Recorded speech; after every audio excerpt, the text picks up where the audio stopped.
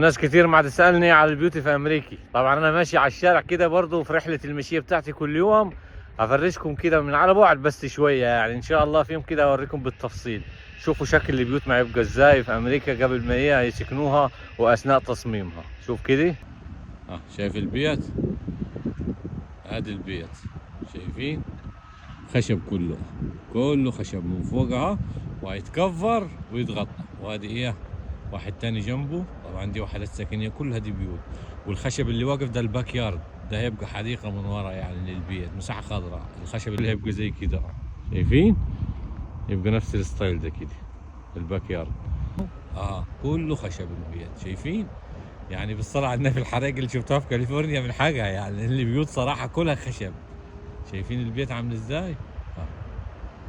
طبعا دي كلها بيوت ما تتبني جديد هنا في المنطقة دي، كلها دي بيوت.